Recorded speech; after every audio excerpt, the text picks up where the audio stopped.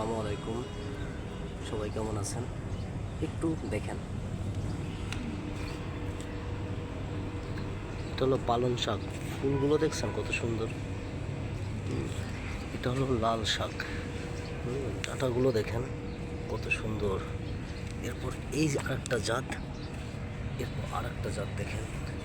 এরপর এই যে দেখেন, এটাও কিন্তু মূলা শাক।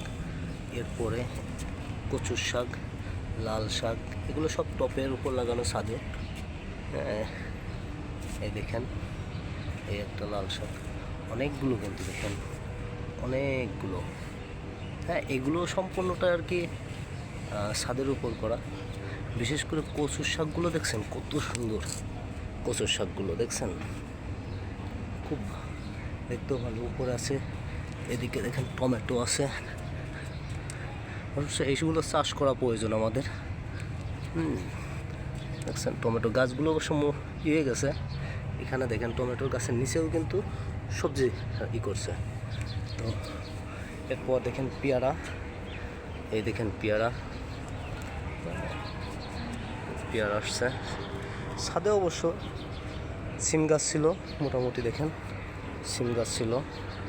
তারপর এই দেখেন মরিচ গাছগুলোতে এত সুন্দর মরিচ ধরছে, দেখছেন কত সুন্দর মরিচ ধরছে। লেবু গাছে ফুল আসছে, আম গাছ। সবচাইতে মজার বিষয় যেটা, মানে একটা ছাদের ভিতর অনেক কিছুই চাষ করা যায়।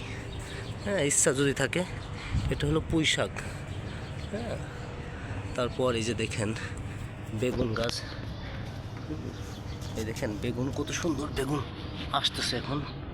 হ্যাঁ, দেখছেন ফুলগুলো, বেগুন দেখেন এত সুন্দর বেগুন ধরতেছে এখন। দেখছেন মরিচ গাছগুলো সুন্দর, দেখছেন। এই যে একটা বিষয় যে আসলে গাছ থাকলে পারে খাবারের অভাব হয় না, তো এই জন্য প্রচুর পরিমাণ গাছ লাগাতে হবে।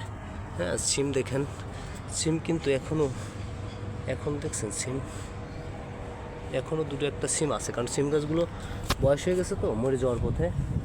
আর অন্যান্য গাছ মোটামুটি করছে। বেগুন গাছ কয়েকটা বেগুন গাছ, বেশি না, কিন্তু কন্টিনিউ কিন্তু আসবে, ফুল দেখছেন ফুল আসতেছে বেগুন গাছে। বেগুন কত সুন্দর বেগুন ধরে আছে দেখেন। এই যে দেখেন জোপের ভেতর বেগুন ধরছে। এটা ছাদের উপর, আমাদের ছাদের উপর বাড়িওয়ালা চাষ করে।